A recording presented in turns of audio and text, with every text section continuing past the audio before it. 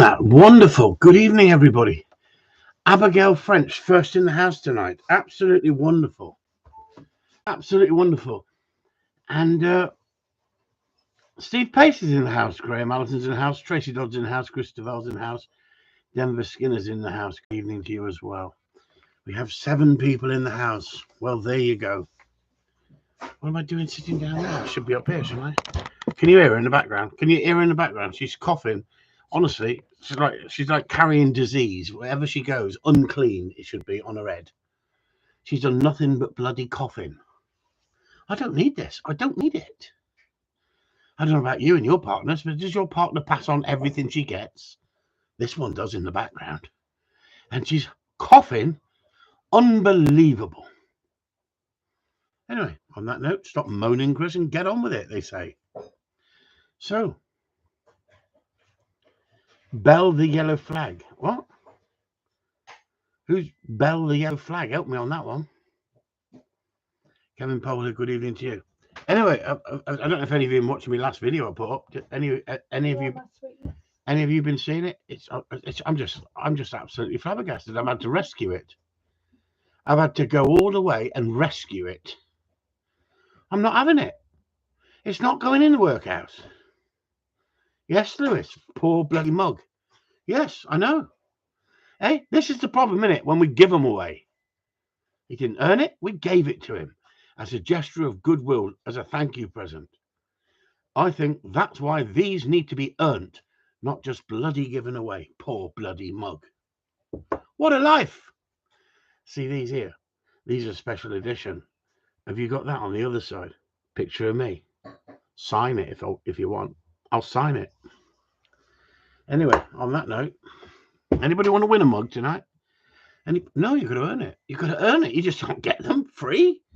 The one mug that I gave away, they've not cherished it. I mean, we had one member crying. They broke the handle.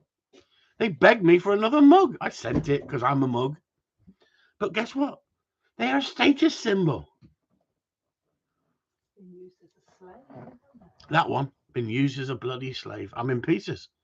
I don't know what to talk about tonight because of that. Anyway, what do you want to talk about?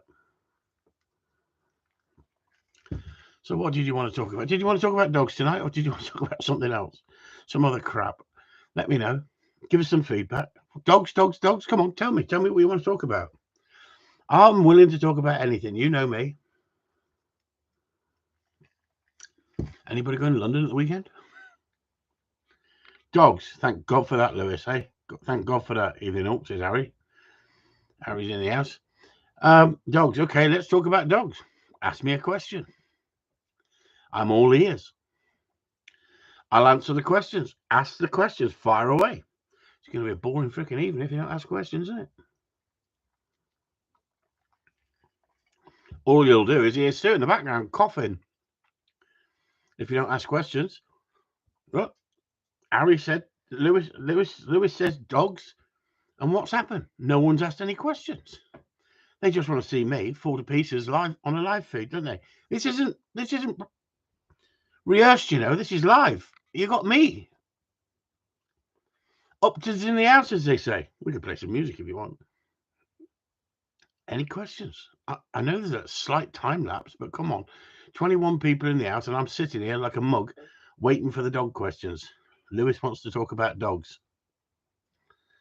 Should we talk about dogs? Should we talk about what we've been sharing? No, we better not, had we? We might upset too many people.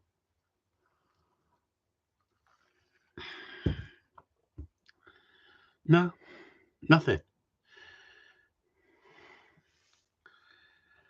Steve Morton retracted his message. It just said dog's cancer, could it be? So I'm not sure whether he not finished what he was going to say.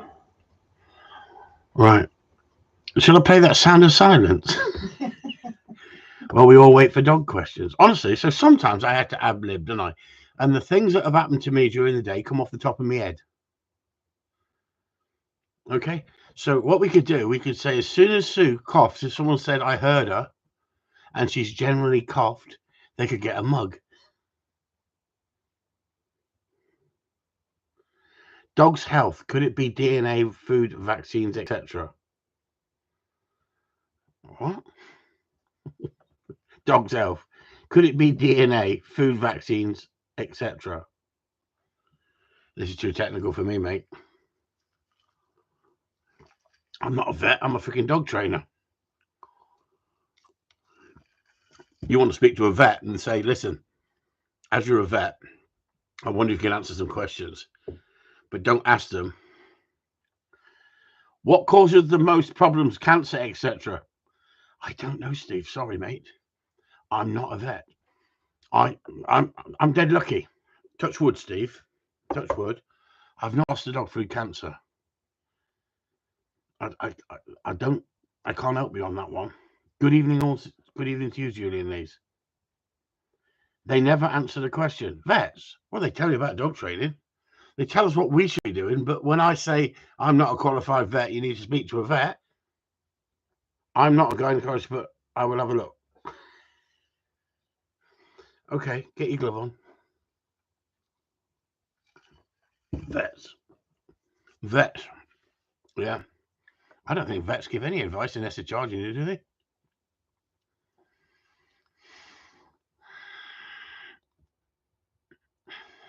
What causes the most problems in cancer, etc.? This is it. I mean, for a second, when you asked that question, I know you were talking about dogs' health. Thank Christ, because remember going to the doctor and having your finger up your backside to check your colon? Oh, Jesus Christ, we won't go there, shall we? Good one, David. Vets. What? Well, David said, I'm not a gynecologist, but I will have a look. Yeah, well, I had an Indian doctor do that to me in the doctors, and he said, at your age, we've got to check your colon. He said, if you'd like to get onto the table, drop your pants and put your bottom over the table. I thought, frickin' hell, he's going to put a torch up my arse. He didn't. Without any warning, he shoved his finger up my rectum and split around my colon. I found it so enjoyable. As he was shoving it in, he said, it'll hurt. I said, you don't know what's been up there before, doctor. Shut up, you lot. Good one, David. Steve Pace, good one, David. He likes that. Honestly, the filth. The problem is, I came in here tonight, didn't I? And I wanted to talk about dog training. And what did you drag me down to, you lot? Gynecologists. Honestly, Steve Morton, you started it, and they just egged me down that freaking rabbit hole. Honestly, on a first date, a freaking bloke doing that to you, it ain't fun. But he was in and out like a freaking jackrabbit. Honestly, unbelievably quick. He's obviously had a few slaps in his life. The thing is, I had to spin round and check he had gloves on.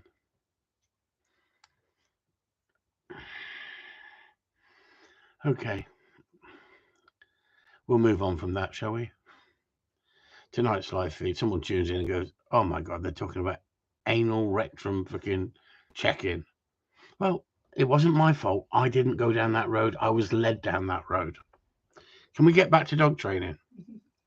So like I said today, if any of you saw it, these a la carte trainers out there on the internet that have got a massive following. Have you seen the latest? Have you seen that Be Sexier Than a Squirrel, who had that thing about puppy farm breeding and just breeding litter after litter after litter, and it went, it's funny how it went public and then it got taken down and no one wanted to talk about them because they threatened to sue people. Next minute, Zach George and them are doing an interview together. I wonder what Zach thought. Anyway, I didn't listen to it. Someone shared the interview. Someone shared the post. I didn't listen to it. I cannot stand listening to poor old Zach George. Tell you what I did get. I got a warning off YouTube today because I put a video up 2 years ago and they decided, because it had music on it, they were taking away any. They had the right to use my video because it's become quite watched. So 2 years ago, this was. Are they desperate? Or I'll make them a video tomorrow if they want. I can't believe them. There was that many videos on there, and they're not doing me for copyright. But what they're saying is copyright infringement, and they'll use my video as a marketing tool. Well, look at me. Look at me. You can't blame them, can you? I mean, what are they going to sell looking at me on a freaking screen? But the music in the background made the difference. So, well, let's have a bit of a competition, shall we?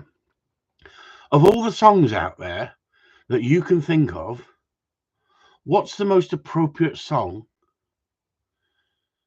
about me?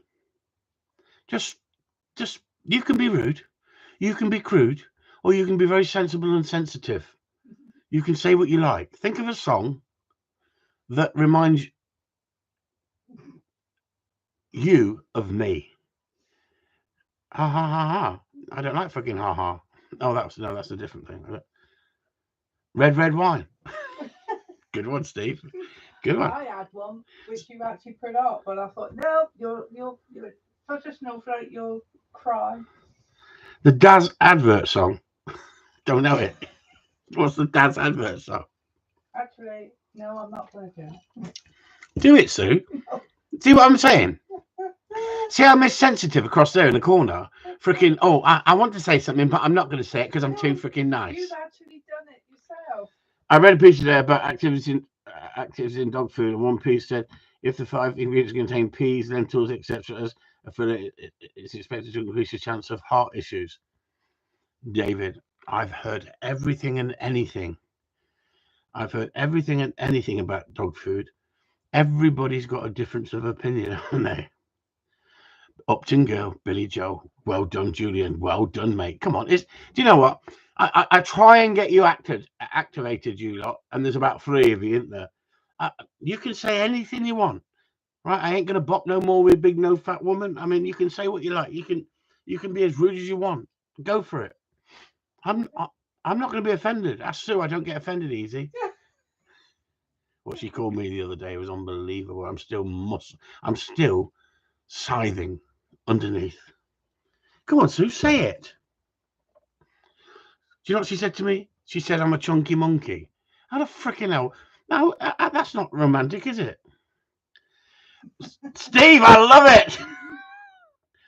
I'm a wanker. It does me good like it fucking well should. I'm a wanker. I know the song as well, Steve. Come on. Never mind the bollocks. Come on, say it. Say what you like. Lip up, fatty, bad manners. Yeah, that's it. Now, listen, we're getting somewhere now. I could say, let's give the cup to the best answer. And all of a sudden, fool on the hill. Now I'm upset. Did you hear that, everybody? If any of you knew, anyone was on the live, I think it was on the private live feed, wasn't it? What Sue called me. What she called me last week, and I'm still suffering. And I'll tell you what she called me. She called me a fucking idiot. And she suggested a fool on the hill. And she's laughing in the background. She thinks it's funny. You put the song on. Because I can't freaking say nothing on here. Else I become a snowflake. The guy who tells everybody to get a sense of humour. And there's me cracking up, not being able to cope. Lip up, fatty, bad manners. Yeah, I like that, Tim. I like that. Come on, there's got to be more. I bet you're all having to freaking Google it, aren't you? I bet half of you don't even listen to songs, do you? Come on. You've got to. So should we go back to dog training? We only got 23 people in here. I sometimes wonder, like I said to you before, what the freaking hell do I come on here every week for, chatting to you lot? I'm your psychiatrist, your dog trainer, your sex therapist. None of you want to come clean, do you? None of you want. Honestly, I'm giving in.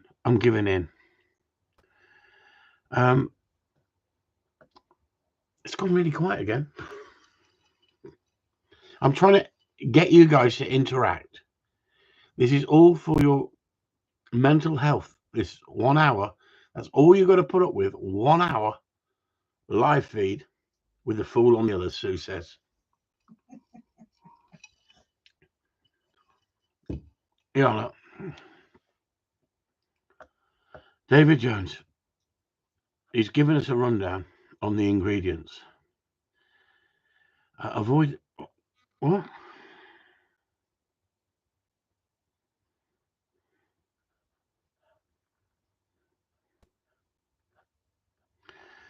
So I've never had a dog with heart disease, but I don't think I give lentils. But I may be wrong. Peas, lentils, etc. within the first 5 ingredients. Looking forward to the next part of the videos with Steve on Sunday. So you should, Harry. So you should. You need to get some tread on them boots, Harry. The way you went over in that video, honestly. And did you notice, Harry, how that dog's tail is in the air? And she wasn't listening to you. And as soon as you give her a correction, oh my God, can we talk about corrections on here? Jesus Christ. You gave her a correction. She responded. That was lovely to see. But what was nice to see is the way that Steve teaches. It was a pleasure to watch the simplicity of how he puts it across. So the dog understands it, and also you understand it. See that? I'm having trouble getting them to Chris. It's doing me head in. This is the problem. Old and new do not go together. That's the problem. Isn't it funny, with the technology we've got, you'd think we'd be able to send longer videos than we do, because you can watch a film or download a film, but it must be in the format that they do it, mustn't it? And funny enough, David Jones is talking about avoiding foods and that, and we were talking on the live feed on Patreon, on Corleone Talk, I think it was, when we had the live feed.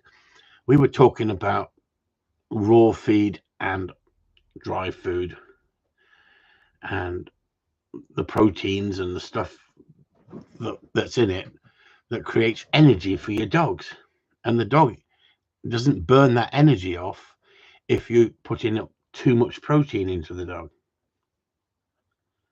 What's the mug criteria then, Chris? You have to earn it. You have to earn it, mate. That's what Sue says. She says, I'm not giving them away. She says, you're not giving them away like you used to, Chris. You were too soft. You were giving them away. We could auction one, couldn't we? No, you're not. You're not auctioning them. Who would like a mug like this? Come on, let's see if who would like a mug like this? Would you like a mug like this? Nobody. See? Imagine I went and got 40 of them. Imagine I went and got 4 of them. I went and got 40 of them. What would you do? What would you do? What would you do with it? What would you do with it? I think at the end of the day, people will put things up for sale, don't they? Look at that. That's one side, and that's the other side. People put things up for sale, like buy a T-shirt with my name on it. Have me on your T-shirt when you're working your dog. I've never seen such shit in my life. Have you seen that? Have you seen that so-called film star trainer? Buy the cap. It will make you a better trainer with his logo on the front. You need to get a box in this load of them saying me. Stop it, you lot. Honestly. So if we sold them for $1.99 each, would you still want one? So we got a few customers, a few people who said, yeah, you like one. Well, I don't blame you if you got it for nothing. But would you pay $1.99 for them if they were available? £5. Bloody £5 for a Corleone. Bloody £5. No. Postage is on top, you tight bastard. Trust you. Freaking hell, cost me £3-4 to send the bastards. Then I've got to box them up. Yeah, definitely. Cracking mug work. 100% says Harry. 100%. Hey, how about that? Got to earn it. We could become a freaking. Honestly, we could come a. You're all mugs. Honestly, I mean, that's far too cheap. Thanks, Trace. Thanks very much. I can't, Trace. I can't do that. I cannot sell myself. I'd be exactly the same as a lot of these other trainers out there if I start selling myself with merchandise. Get a Chris Upton T-shirt. Never mind the bollocks. I showed Chris Upton with my dog. Imagine that, eh? Eh? Honestly, never mind the bollocks. I showed Chris Upton my dog. It's just not on, is it? That's far too cheap. It's a bit like me, really, isn't it? Far too freaking cheap. Have you seen the prices these trainers are asking? Hey, come and join my freaking club and get a certificate. What about that? We give a certificate away. I tell you what, I love giving away things that I don't want. And I get given stuff that I don't want. Is anybody interested in this?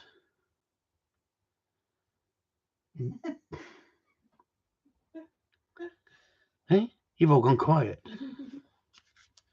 It's not been used. It's not got like bum fluff in it or belly fluff. Bum fluff, belly fluff, I meant. It's still in its packet.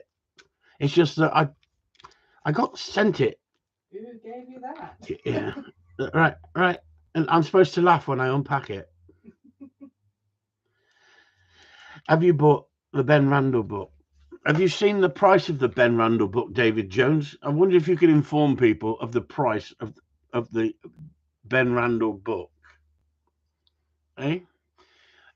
If the app works, why the frig do you want the book?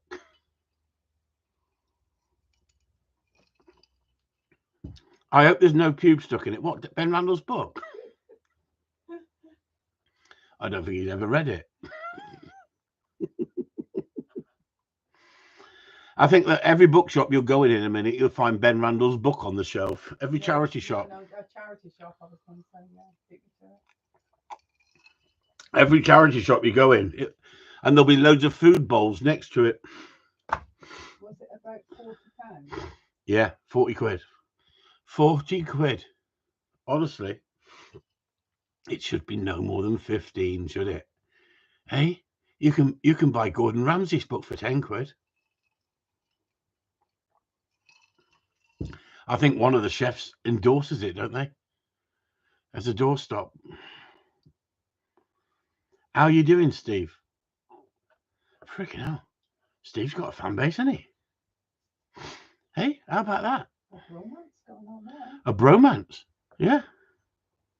Be in the local library sometime. Do you reckon?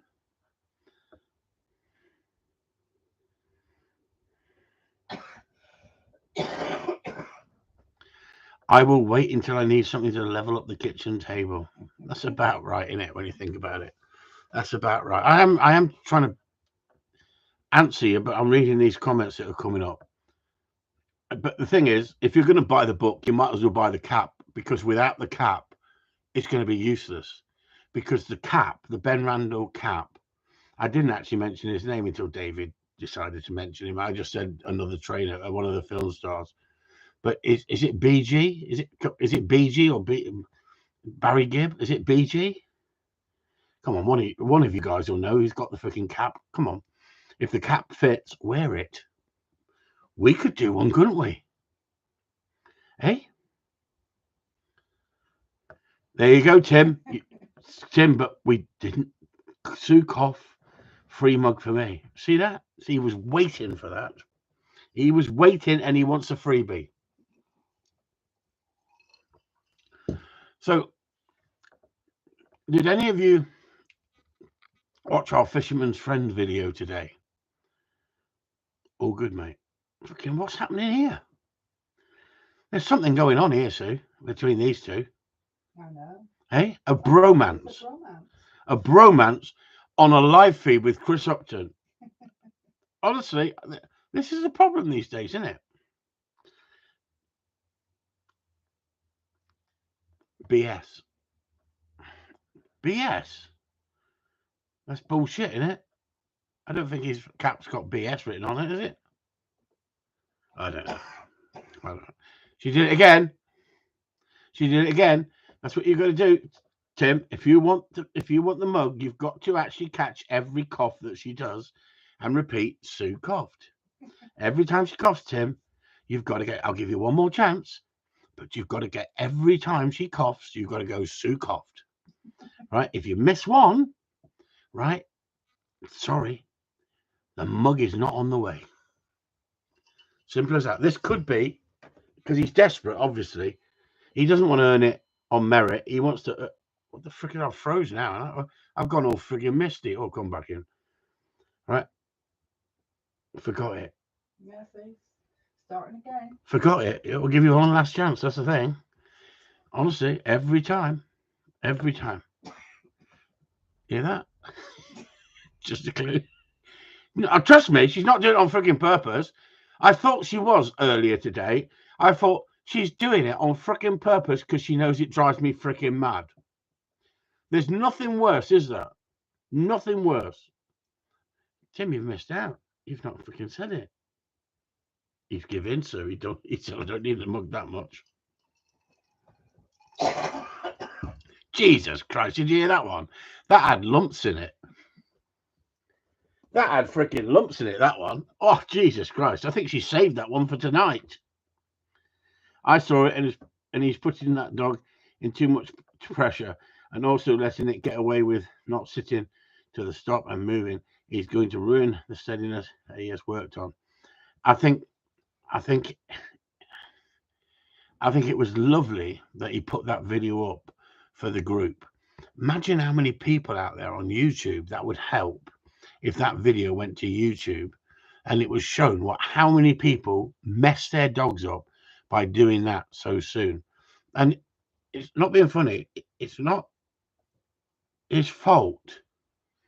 It's not Jamie's fault, because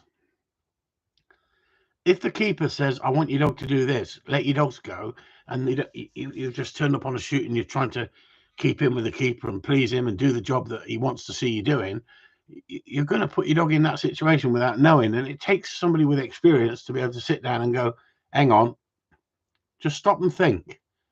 Your dog's just capable of perhaps going on a shoot, but you've got to protect it. And it's so important that if you've got a young dog and you take it on a shoot, yeah, you're dead right, Dave. Adam answered correctly. Put it on the lead. Exactly. But the thing is, by putting it on the lead, you can actually wind it up as well. But in that hot situation, he needed to put it on the lead and take a step back, because those birds were coming out, even if you walk through there, tapping a stick. And that dog's got to learn to walk on the lead and keep calm. So what Adam said to him was absolutely spot on. And he took the time to write what he wrote. And that saves me repeating the same sort of advice to people when they put up videos. And it's great when the group get involved and he takes it on board like he did. He didn't take it on board as if he was being criticized in a bad way. I don't know whether he put the video up thinking she did quite well. She listened to me reasonably well. Like I said, she was shell-shocked. She'd never seen that. That was like putting a guy in the trenches and asking him to go over the top in the war. It's all going to go tits up if you don't know what you're doing. Adam gives good advice and in a constructive manner. Yeah, and also Adam actually contacted him privately and spoke to him as well. Isn't that wonderful that our group members will do that? And at no point did we throw him under the bus with that video and say, you don't know what you're doing, you shouldn't be in that situation.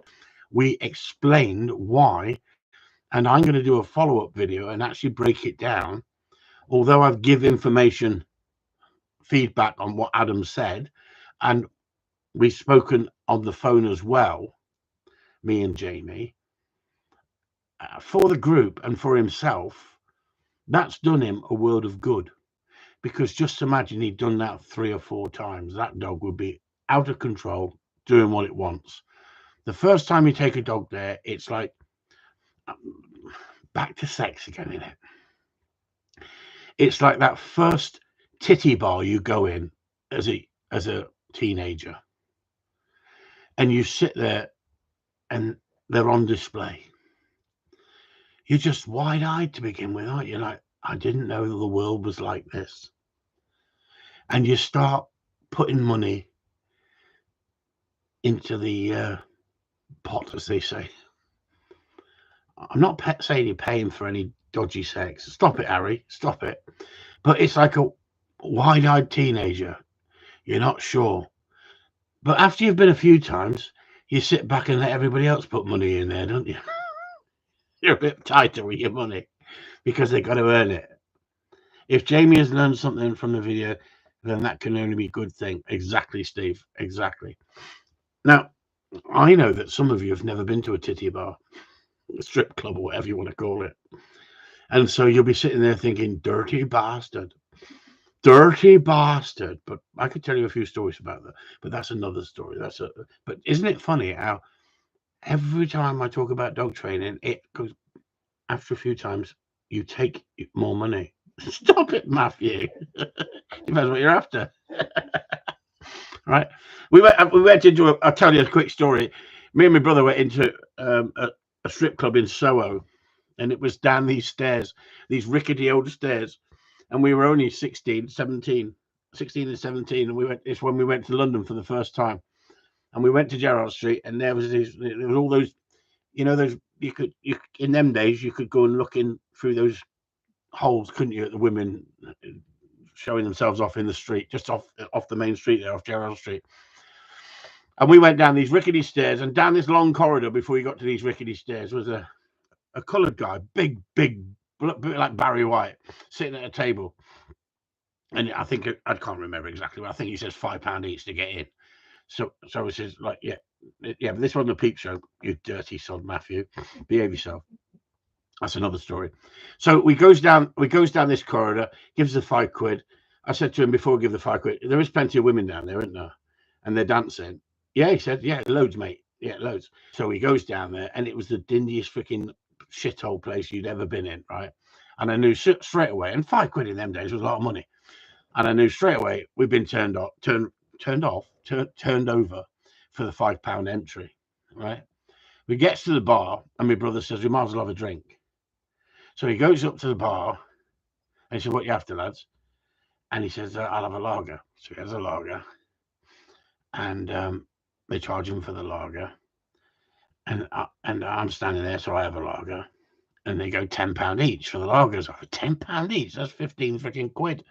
And there's these women in stockings and suspenders, and they are absolute belters, but not nice belters, the opposite. And they're sitting on these bar stools in this dingy lit freaking place. And they said, do you want to come and talk to us? So we started chatting with them. And she says, do you want to buy me a drink? I thought, it depends how much it freaking is. And what do you want? So she says, I'll have a glass of wine. So all right, if you have a glass of wine, freaking another tenner. Every freaking drink was getting dearer and dearer and dearer. And this other girl come across, and she said, do you want to talk to me as well? And I start talking, didn't know nothing about what the situation was. It was like that dog on that freaking shoot. It was just too much. There's me. And then I realise it's a complete and utter con. So I says, it's all right. Have a drink and I'm going. No, but you can't now because you've talked to us. What do you mean I've talked to you? She says, you've got to have a dance now. I says, I don't want to dance. She says, no, I'll have a dance and you pay me. I said, I'm not paying you to dance. I've already paid freaking admission to come in. So I started going back out, and all of a sudden there were two bouncers on the door.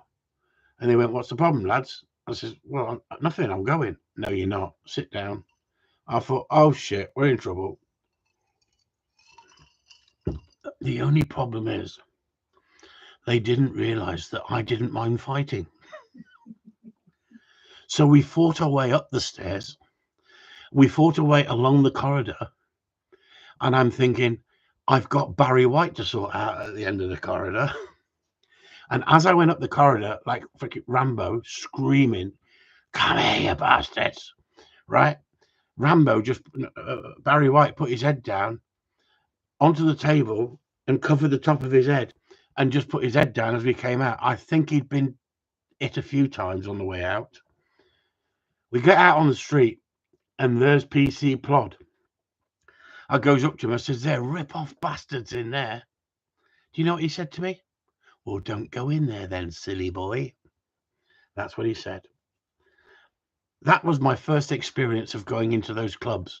Now, trust me, that put me off for the next 3 or 4, but I had to go to more, didn't I? Anyway, why am I giving this information on here? This is a dog training site. Well, it's still a similar thing, isn't it? I was working with dogs. I was looking at dogs. Anyway, 24 people in the house. 35 minutes gone. I've got another friggin'. Come on, then. Ask any questions you like. Go on, don't tell me to give them marks out of 10 for the women in the club. Please do not. Please don't. I can't remember. It was that long ago. Anyway, you learn by your mistakes, as we say, don't you? We learn by our mistakes. And I think that going back to the dog training, putting the dog in the chute like that, he explained it was the keeper who told him to do what he was doing. But with our guidance, he can get that dog back on track. And that's the most important thing. And that's the most important thing about the group, isn't it? My videos may help people, but the client's videos help more people, because that's where the mistakes are made, isn't it? So what else can I talk about? Oh, I've upset our American friends, haven't I? I've upset our American friends. One of our American friends has left the auditorium. Says he's been too busy to watch the videos. I don't think so. I think he didn't like me criticizing the American live chat that I criticized. And I'm sorry, but you're entitled to your opinion. And if you don't like watching this, you don't have to watch it. Nobody is forcing you.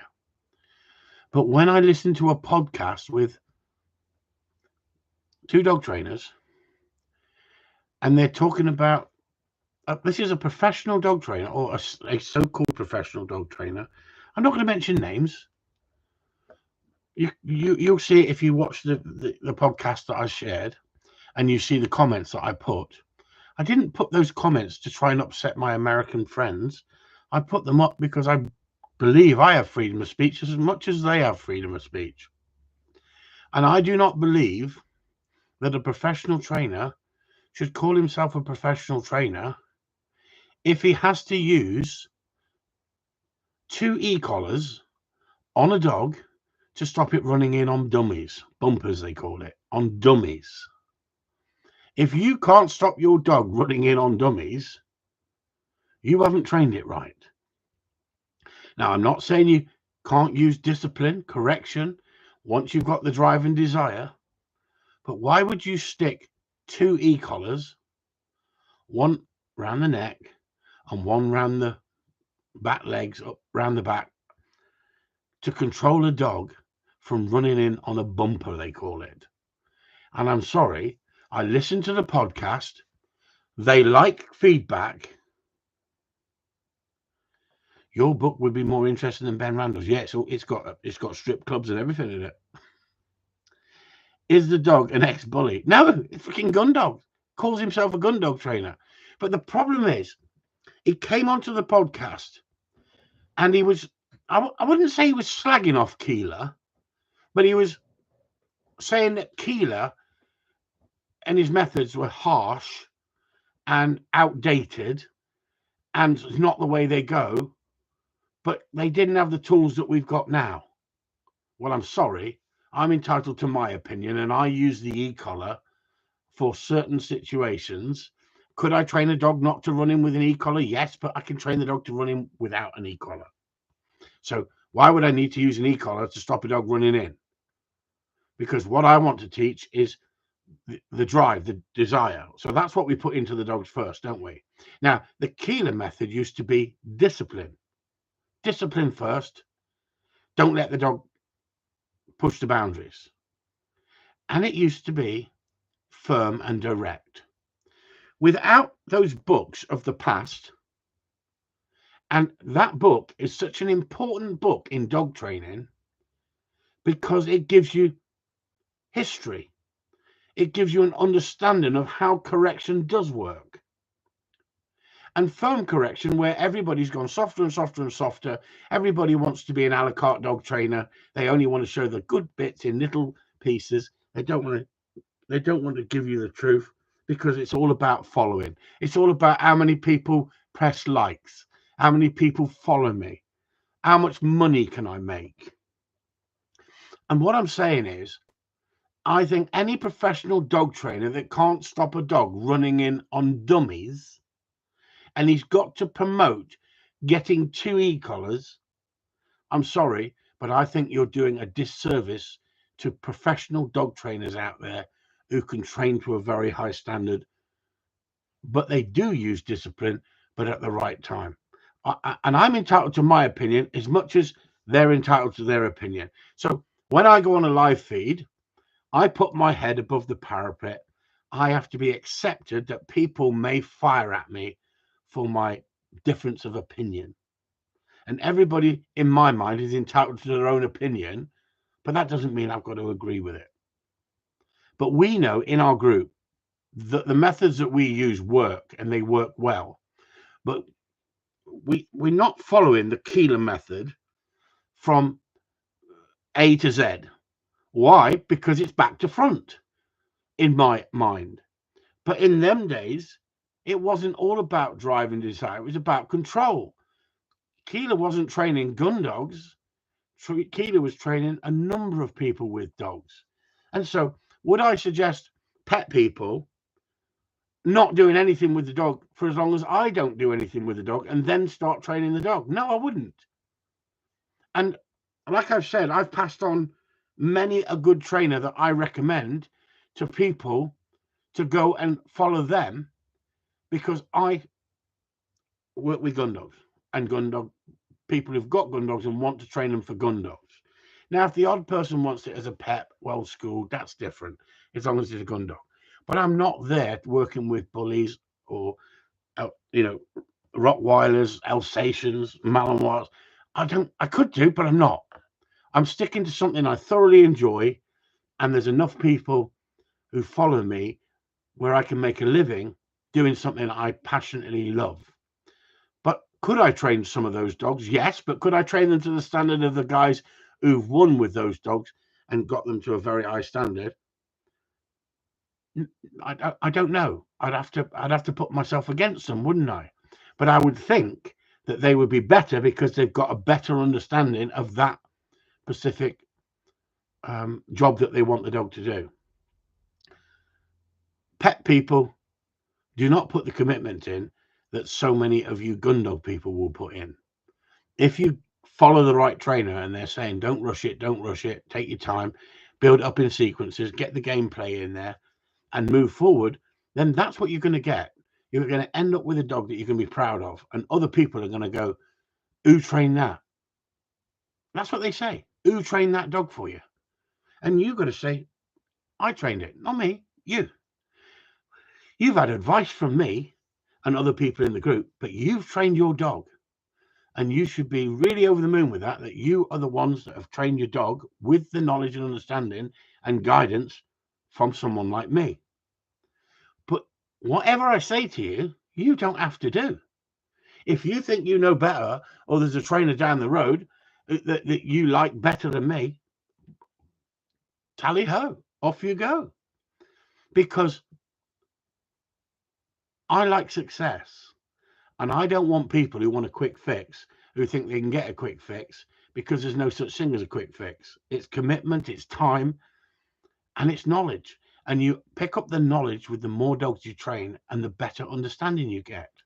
Now, someone said on my Facebook page about, yeah, but some of these people have never had a champion. I know plenty of good, brilliant dog trainers that have never made a dog up to a champion and have got no desire to make a dog up to a champion. And I could put you onto them. Just because you've ran in the sport side of it doesn't mean that you're an elitist compared to everybody else who hasn't. But I do believe this, that you've got a better understanding, and then you can help people with competition dogs because you've been there, you've done it, you've seen the pitfalls, you've seen the positives, you know what they want. If you've never run a dog in competition and you don't know anything about drive and desire and keeping it and not suppressing it, then how the hell do you know what you're looking for. It's no different than that dog going in that hot spot and being thrown right in the deep end. You'll come unstuck. And that's the whole point about dog training.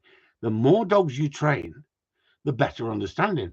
So if I did train Alsatians, Pit Bulls, Rottweilers, I would say I have a better understanding of dogs in general.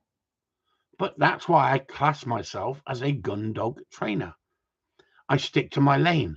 And when people ask me about health issues with dogs, although I have some understanding, I don't know if I've got anywhere near the experience to be able to give you guidance, reliable guidance, even though I know some shortcuts, how to save expense of going to the vets.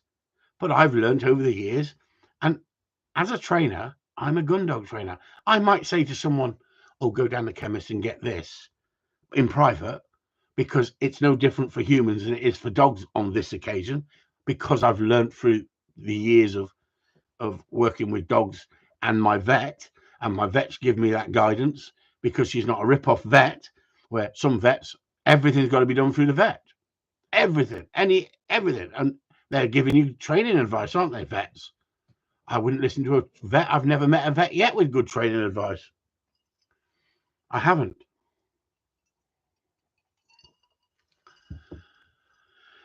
Pet people should work on the basics from get-go. If you want to destroy the drive, you want a nice, steady, switched-off dog. Yeah, I agree with you, Steve. Agree in regards to the stopping the dogs on the dummy. Saw Gary on Sunday. Abigail saw Gary on Sunday. Great day. After discipline, guidance, and timing, managed to stop Elf off a foot from a thrown dummy. Well done. Great. We'll try and get some videos to you for the progress. Lovely, Abigail. Well done.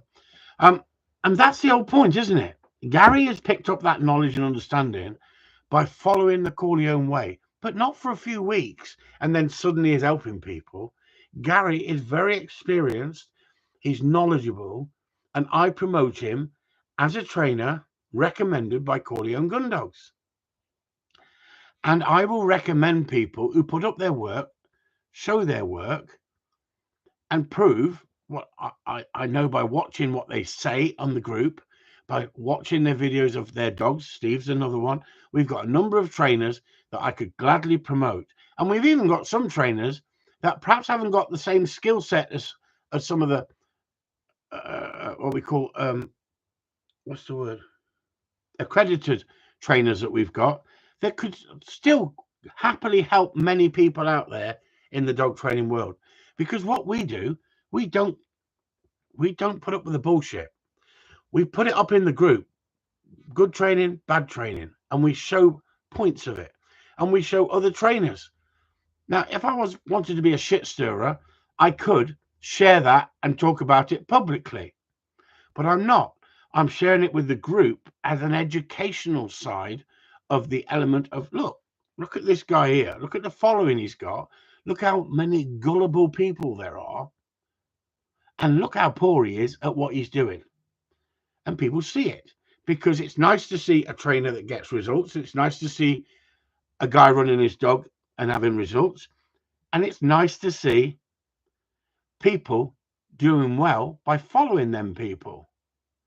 But when we look at people like Zach George, for instance,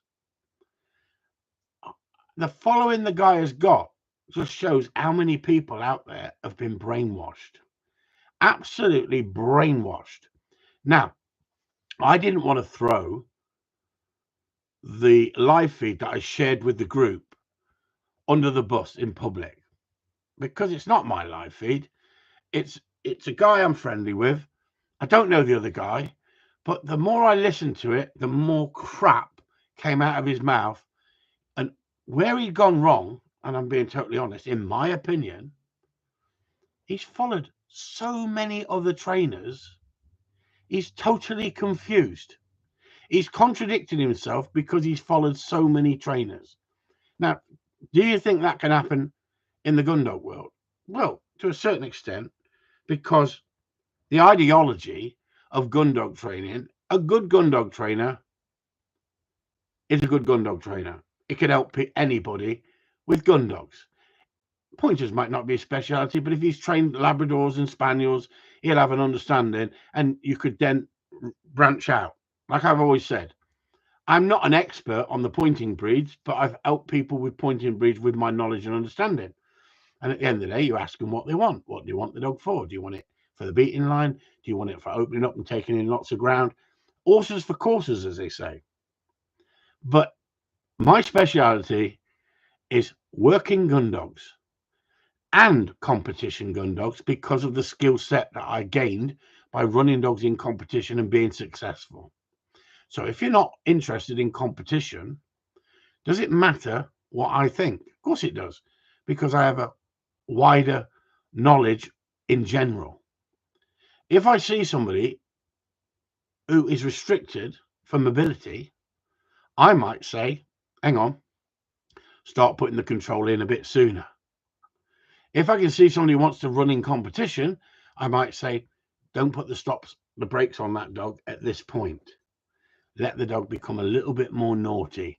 Let that drive come out a little bit more. Then put the stop on the dog. Now put the stop on the dog. That's because of the knowledge and understanding that I've got. If you've never trained a dog that way, you wouldn't understand. So if you've only read the Keeler book and you've been dog training for 30, 40 years and you've only read the Keeler method, you'll only know the Keeler method.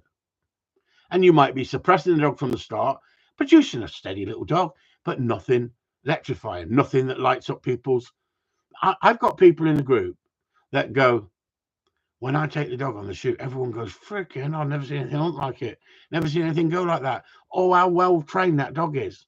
That's exactly what, there's nothing better feeling than going on a shoot and go, what a lovely dog you've got there.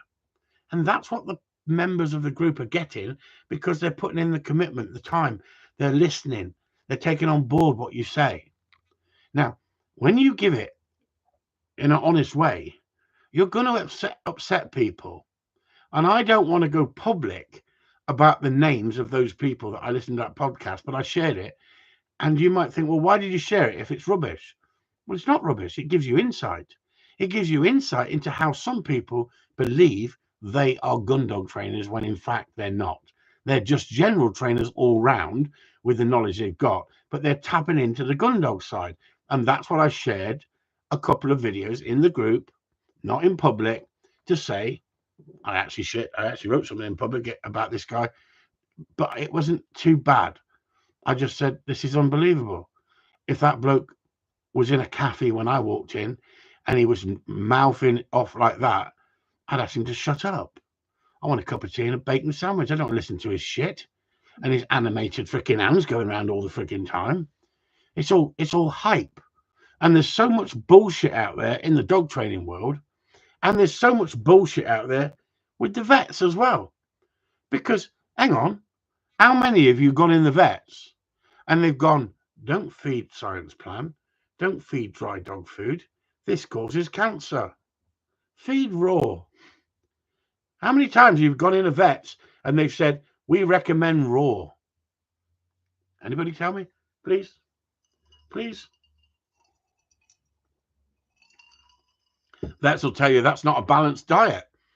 The balanced diet is the dry food, the kibble. But the vets will also sell you tins of dog food. And that is 80% water. 80% of the food that comes out the can is moisture, water, right? 80%. Because they pack it up and bulk it out with water. So that is the worst food you can give your dog. Although, remember opening those cans of pedigree chum and smelling it? The flavour they put on the top of it, it smelt better than some of Sue's cooking. She thought it was funny anyway in the background. As long as she keeps it, as long as she finds me funny, she'll keep hold of me, won't she? If she ever gets bored with me, what am I going to do? I have to keep freaking making her smile. I'm just a freaking idiot. You're just a freaking idiot. No, bloody idiot, will you? No, fucking. Fucking idiot. She see that then? She couldn't get it out quick enough, could she? But technically I am, aren't I? I'm a fucking idiot. Shut up, Chris. Technically, she's right, isn't she? No. Anyway, on that note, 55 minutes. Jesus Christ. Anybody want to ask any questions? Have I answered any tonight? I don't think. So that's what I'm saying. I'm not going to be the most popular person out there because I speak my mind. I don't mean to go out my way to upset everybody in the world, but trust me, I'm not holding back. So we've only got 22 people in here. Is anybody going to London for Remembrance Day? Which camp are you going to be in? Are you going to be in the Poppy camp? Or are you going to be in the Muslim camp? Or are you going to be in the football far right? that's what the news is trying to sell it as, isn't it? Football hooligan far right camp. Isn't it time that we stood up and said, if you don't like being in this country or you don't like our ways, I'm going to be polite here, but why don't you sling your hook?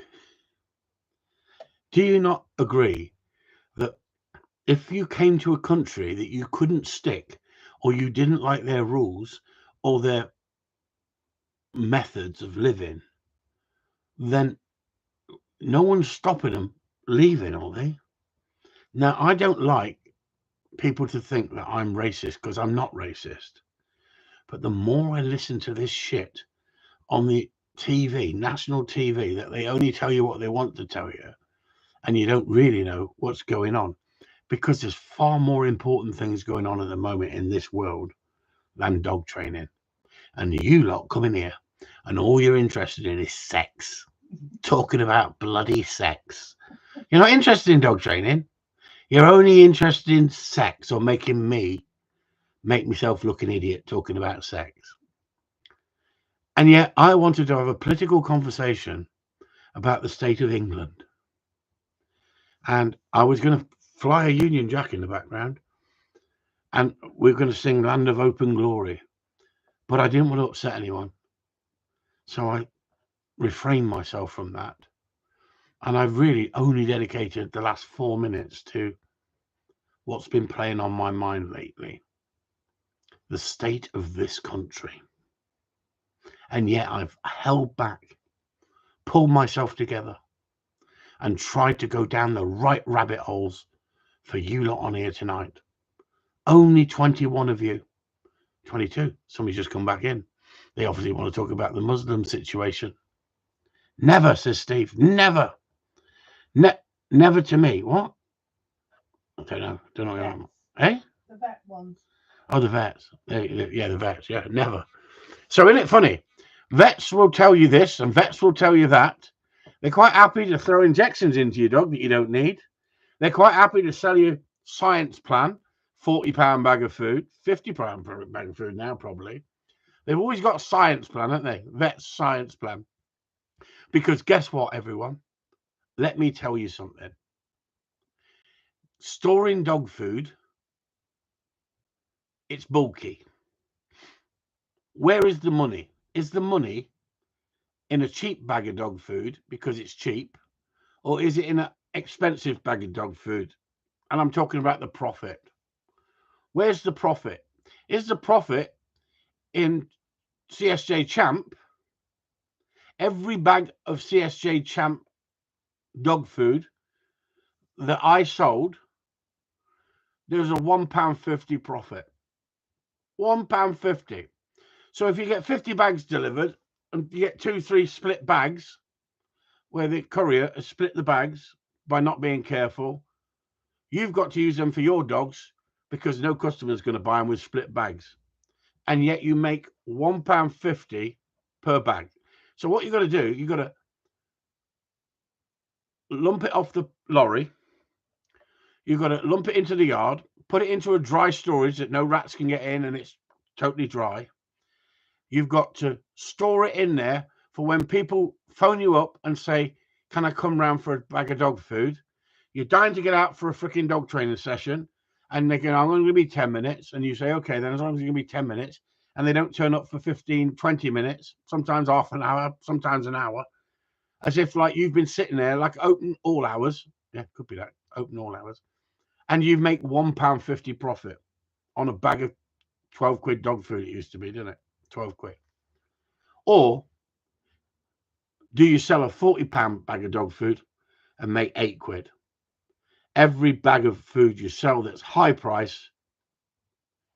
Exactly, Graham. No vet would do that for that margin. That's why they sell Science Plan at £50 a bag, because that way they make a higher margin.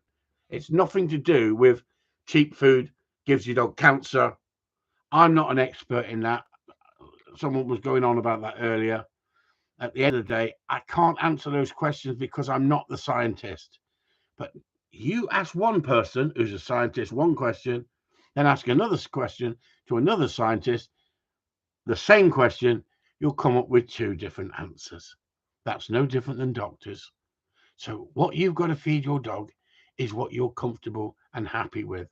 And if you think that boiling potatoes or a roast dinner for your dog, he's going to love you more, and it gives you satisfaction because you've sat there and let him have a roast dinner with you, then I'm chuffed for you. I think when we were kids, the dogs in the street that ran the streets and picked up scraps, and people just threw stuff for them because they think they're homeless running dogs on the streets. They look fit as anything. They weren't being pampered, but they're clever, aren't they? Because you fed them, and how many other people fed them? But they didn't look fat, did they? Those dogs on the streets never looked fat because they kept moving. And that's the problem with today's dogs, isn't it? If you've not got a gun dog and you're not burning the calories off the dog, same as me, and you're taking the food and still stuffing it in, the protein, the calories, the dog's going to get fatter and fatter, just like me. Look at me. Look at me. Just look at the size of me. You can't even see me. I'm that big. You can only see me head. Big head. Big head. So what I'm saying is, you've got to feed your dog what you feel comfortable with. I've never had a dog yet refuse to eat something in my kennel because they don't get nothing else. If they don't eat it, they go without for a day, and they soon learn, eat it. And that's exactly why I'm fat, because I had 5 brothers. And when my mother used to put a loaf on the table, that loaf would disappear. They never sat there and ate it gently. It was competition time. Have you ever seen 5 brothers sitting around a table with your mother puts, well, she didn't used to put it up. We used to butter the bread, put it on the table, and before you turn your back, it's gone. Trust me, you learn to eat your food quickly when you've got 5 brothers. There you go. There you go, Steve. I'm going to actually say something here. Tommy knows what you mean about Muslims in our country. If you listen to Tommy Robinson talks a lot of sense, but Tommy Robinson is from a rough area and he talks like an average person. When you listen to some people, they can say the same thing as what Tommy Robinson is saying, but because they're educated and they put it in a different format, they can get their point across and not be classed as bullies, racists. I think personally, Tommy Robinson's had a bad straw. But guess what? Sometimes he creates the freaking mess for himself, doesn't he? And at the end of the day, I get sent letters on a regular basis from Tommy asking for money. Asking for money to support him because he's back in court again. At some point, you think you'd learn, wouldn't you, to adjust your way you deal with it? Because technically, and Steve brought it up, Tommy Robinson, what he said 10 years ago is coming back to haunt us, isn't it? He was right. He was right about the grooming gangs and how their religious beliefs will not interact with us in this country. And I'm not racist, so I'm not going to go down that road in a nasty way. But Steve mentioned him. And I'm saying that. So you could have had this mug if you'd only freaking keep saying that's 27 coughs she's had. Rice and potatoes, etc. There you go, Steve. Anyway, on that note, good night, all 21 people in the house. Chris Upton's leaving. I hope I didn't piss you off too much. Can I say that? Oh, Jesus Christ. Hang on. She's dying in the corner. Bloody hell, honestly. Did you hear that cough, everyone? Never mind, Sue, they've said. They've all said, good night, Sue. Be careful. What you need is a night nurse. Bollocks, get well soon. Thank you, Graham. There's at least somebody who cares about my poor wife. What am I going to do? What am I going to do tonight? Sleeping with her, coughing like a freaking... Honestly, I thought a train was coming through a tunnel last night. Good night, all. Chris Upton, signing off.